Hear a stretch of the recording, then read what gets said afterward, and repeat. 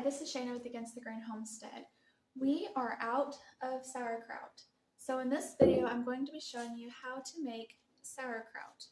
In this video, I will not be going over what fermentation is and how it works and the science behind that. I will simply be showing you how to make sauerkraut. So if you want to know all the details on what fermentation is and how it actually happens, I will have a link in the description box below for an article that I've already written up on the topic. So let's go ahead and make some sauerkraut. Once we get our sauerkraut in the jar, I will tell you something interesting about this remaining sauerkraut that we have here. The cabbage you use, it can be this green one, or it can be the purple one, the red one. Okay, it can be homegrown, it can be store-bought organic, or it can be store-bought conventional, which is non-organic. It doesn't matter. Although organic options are always a better choice if you can afford it, because they are the least likely to contain any harmful sprays. You do not want to heat this up. You do not want to cook it. You do not want to scrub it real good. You don't want to soak it in vinegar. You do not want to do anything that would remove the bloom that is on the cabbage. And the bloom is what contains your beneficial good guys that we want to cultivate to make this cabbage ferment into sauerkraut. I cover all that in the article that's linked below, so I'm not going to go into that. But all you want to do is just rinse this under cold water and just gently rubbing it while you're rinsing it, and remove any outer leaves that are, not the best looking. You want a nice firm head. All right, so now we go ahead and just cut off the core. So this core, and then this core here in the center, just cut it straight down. And you see this core right here, so we'll just cut that out.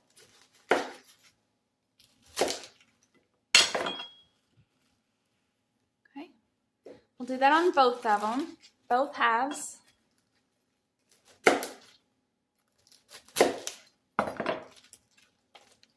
Now, these core pieces, you can actually ferment these as well, and I'll insert a picture of kind of what that looks like when I fermented some of the red cabbage core. All right, but for sauerkraut, these are the parts that we want, okay? I'm gonna set this one to the side.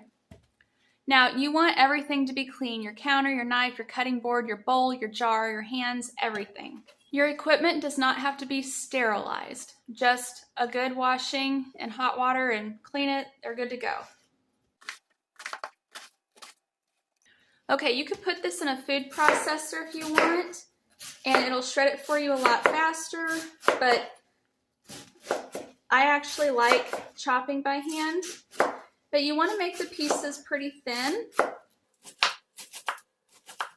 The thinner they are, the better texture they will have in the end. And also the faster they'll ferment, and they'll ferment more evenly as well. You can just shred these in strips. I kind of like ours in smaller pieces, so that's why I'm doing it this way.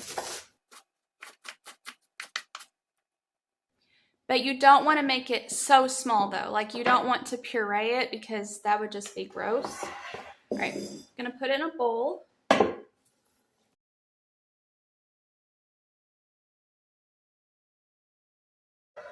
Now we're gonna do the other half.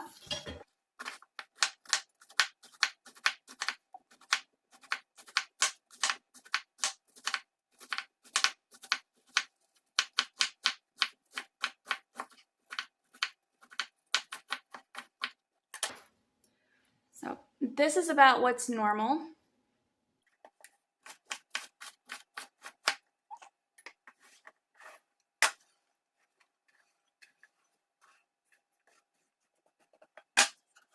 You can see this bowl is pretty full. It's level with the top of the bowl. Now we're going to add salt. I just used the Redmond Real pink salt. This is 2 pounds of cabbage. So for every 1 pound of cabbage, you will need about 1.5 to 2 teaspoons of salt. We actually like the 2 teaspoons of salt per pound. So since this is 2 pounds, we're going to add in 4 teaspoons of salt.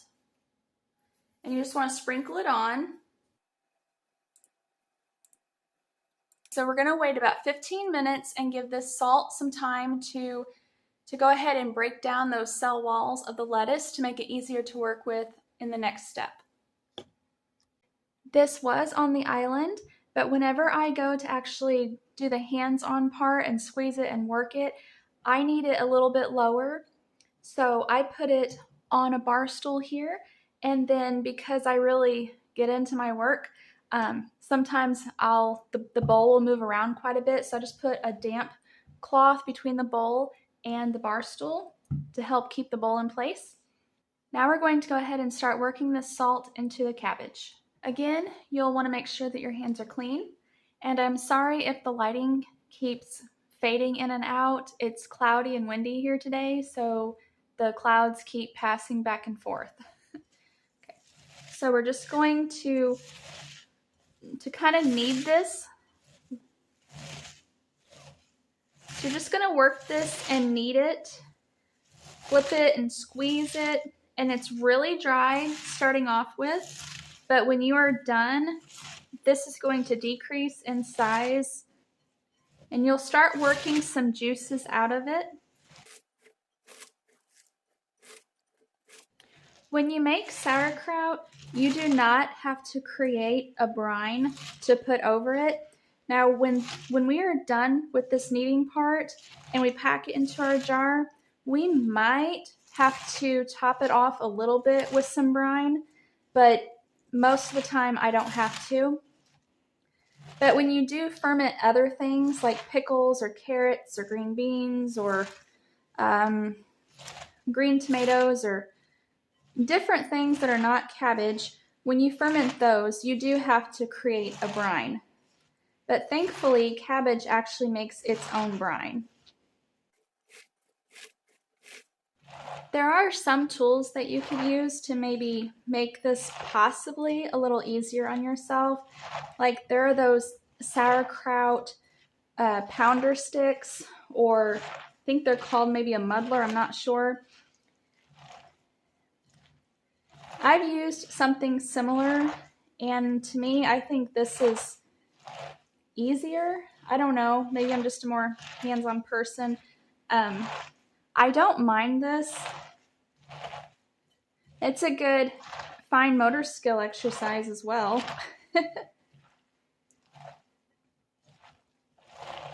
Now, if you have carpal tunnel, I have carpal tunnel flare-ups sometimes, but I mainly just push through, but there have been a couple times where I haven't been able to, so I've had to have my husband or one of our children do this, but for those of you that have pretty severe carpal tunnel, this is not something that you could or probably even should do. You can see it's getting smaller, but I'm going to keep working it. It's been 3 minutes so far. And all I'm doing is just folding it over and squeezing it. And there's some brine at the bottom of the bowl. I usually like to go for 5 minutes myself. Okay, so now I'm going to have my daughter add the spices that we like to add in our sauerkraut. You don't have to add anything. And if you want to, you can add anything that you like. You could even do dill if you want. But we personally like to add in a half a teaspoon of crushed coriander seed, but I am out of the whole coriander seed, so I'm going to have her add in about 1/4 of a teaspoon of ground coriander. Okay, that's good. Go ahead and put. Thank you. And then she's going to add in 1 teaspoon of caraway seeds.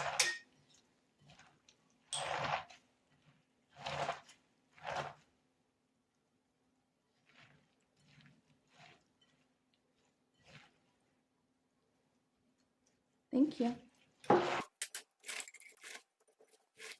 I'm going to call this done enough. There is a decent amount of some brine down there in the bottom. And like I said, I may have to top it off. We'll see. Now we're going to pack this into our jar. And you can see how how small that reduced with that salt. See? And let's see if you can see some of that liquid there. Okay, so I'm going to pack this into a half-gallon glass jar.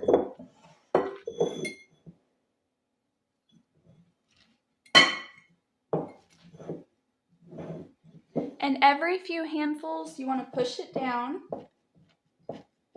because you want to pack it in there.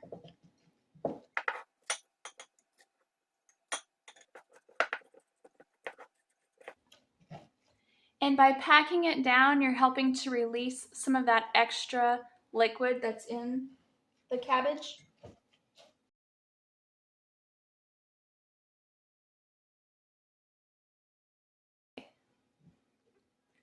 See some of that brine?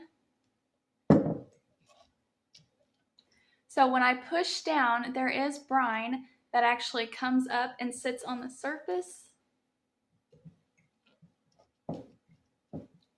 But it's not quite enough to keep it covered. So I'm going to go ahead and make just a little bit of brine to go on this. So this brine solution that we're going to pour on top of this just until it's covered is a 2% solution. And what that means is it is 1 teaspoon of the salt per 1 cup of water. Now this salt, this red mineral salt, it has minerals in it. So it will have a little gritty stuff on the bottom. That's just some of the minerals. All right. So just make sure it's stirred up and pour it in here just until it's covered.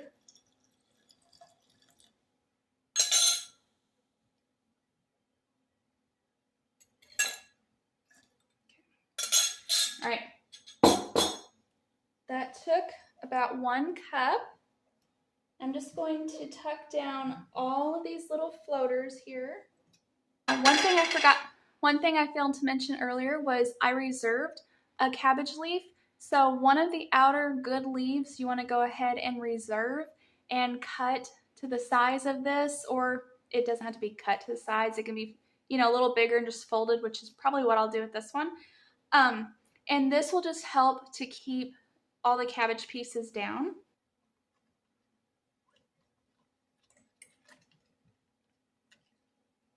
Now I'm just trying to tuck the cabbage leaf up against the sides of the wall of the jar.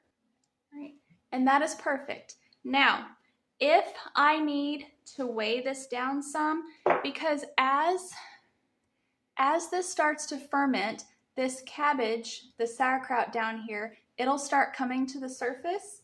And if that goes ahead and raises this leaf up, what I do is I have a little 1/4 pint glass jar filled with some water and a plastic lid, and they're clean, and you set that on your cabbage leaf, and that's just a weight, okay? It helps to hold everything down.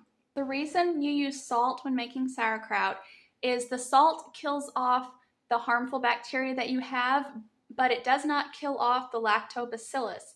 And by killing off the other bacteria, the bad stuff, the lactobacillus has time to go ahead and multiply, grow, and thrive in order to ferment this into the probiotic-rich sauerkraut. Okay, now what we're gonna do, or what I do, is I take a piece of parchment paper, place on top, and then I have the lid. And you also want to label it and date it. The reason I use parchment paper is because my lid is metal, and as the sauerkraut becomes fully fermented, it's going to get acidic. So acidity can go ahead and eat at the metal or the coating that's under the metal. So I just do parchment paper as like a barrier between the two. Right now, the sauerkraut is a beautiful bright green. As this ferments and ages some, it'll get pretty dull in color. You can see the brine right now. This is going to stay out on the counter, out of direct sunlight, and away from other ferments. And every day, when I ferment things, I make it a habit to burp them twice a day. Right when I wake up, and then also before I go to bed. And to burp them, you just take the lid, open it just a second, and put it back on. That's all burping is. And you just want to make sure when you burp them each day that the cabbage is staying below the liquid level. Any cabbage that's above the liquid level, it can mold. And this cabbage leaf right here that we have on top, it will probably mold. I think I've only had that happen once, but it's fine. You just throw it away anyhow. This cabbage will ferment into sauerkraut. Every kitchen's different. The warmer your temperature is where you're keeping your sauerkraut, the faster it'll ferment, and the colder it is, the slower it'll ferment. Mine is usually done in about 11 to 13 days, but you can let it go much, much longer. It just depends. It just depends on your taste. Usually about 11 to 13 days is the flavor that we like. If you like it more sour, let it go 3 weeks, 4 weeks, however long. It's all about whenever you think it's ready and it tastes good to you, it's done. Today is February 8th, 2024. This sauerkraut right here, this purple cabbage sauerkraut, this was made in March of 2023. Okay, so it's almost a year old. When this sauerkraut was done back in March of 2023, when it was fully fermented and ready to eat, I did a little test, a little trial run. I actually stored this not in the refrigerator. I stored it downstairs in a cooler part of our house. And my hope was that I could store it for 6 months or a year to see what the flavor would be like in 6 months or a year without refrigeration. Once sauerkraut is done, it will continue to ferment. It's just the colder you keep it, it slows the fermentation way down to where it stays the flavor that you do like. Okay, but it'll continue to get more and more sour as time goes on. So like I said, this is almost a year old. It is still perfectly tasting and is not overly sour at all. But so my plan was, like I said, to store this without refrigeration downstairs in a cooler part of the house. Now that temperature stays around 62 degrees. We were only able to store it for 4 months before we needed to go ahead and get into it. Not because the flavor or the color or anything, it was still perfect. It's just we needed sauerkraut. Okay, but so the neat thing was that this was able to be stored at 62 degrees, so a cooler room temperature, for 4 months, most likely longer. Perfectly fine. The flavor, the smell, the texture, everything was just great. So that's the neat thing. You can check out my other fermenting videos and my fermenting articles to see all the many different things that we ferment. We usually have several different items in the refrigerator that's fermented and ready to go. Thank you for watching.